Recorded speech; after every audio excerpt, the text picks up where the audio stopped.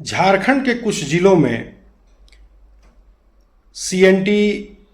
व आदिवासी की ज़मीन को क्रिश्चियन सोसाइटीज़ और चर्च के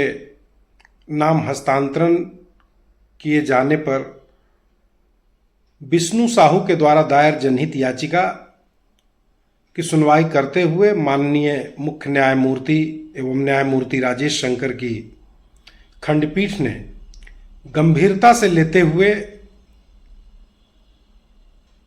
गुमला, सिमडेगा, पश्चिम सिंहभूम एवं खूंटी के उपायुक्तों के साथ साथ SC/ST आयोग को प्रतिवादी बनाते हुए नोटिस जारी किया है। झारखंड हाईकोर्ट ने साफ पूछा है कि आखिर किस आधार पर CNT/SPT एक्ट लगा हुआ है, तब ये ज़मीन आदिवासियों को और चर्च बनाने के लिए हस्तांतरित की गई और किसके थ्रू की गई और क्यों की गई। सबसे बड़ा सवाल झारखंड हाईकोर्ट ने ये पूछा है। ये 4 जिलों के DC के साथ साथ आयोग से, राज्य सरकार से, केंद्र सरकार से ये जवाब मांगा गया है कि आखिर क्यों ये ज़मीन जो है, जब पूरे राज्य में CNT/SPT है, तब ये आदिवासियों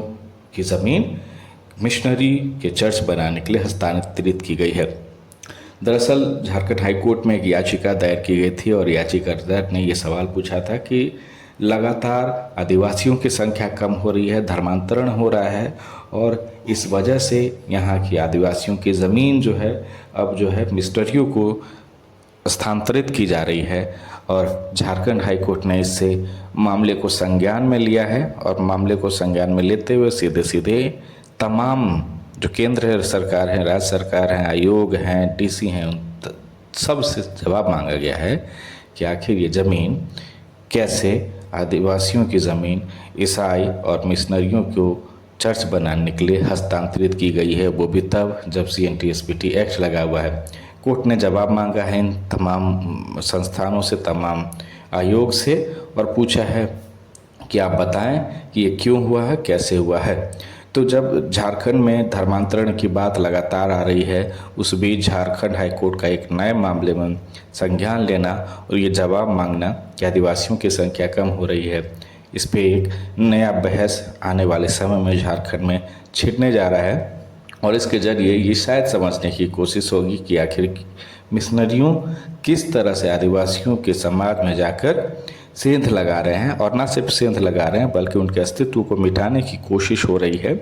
और झारखंड हाईकोर्ट की पहल के बाद ये कई ऐसे मुद्दों का खुलासा हो सकेगा जिसके जरिए आने वाले समय में धर्मांतरण के साथ साथ आदिवासियों की ज़मीन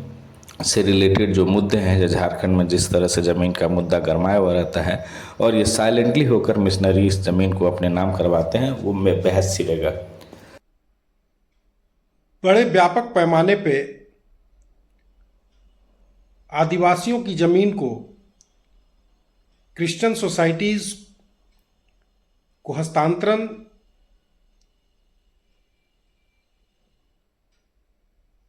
को गंभीर मानते हुए राज्य में इन जिलों की डेमोग्राफी के परिवर्तन पर गंभीर सवाल खड़ा किए हैं।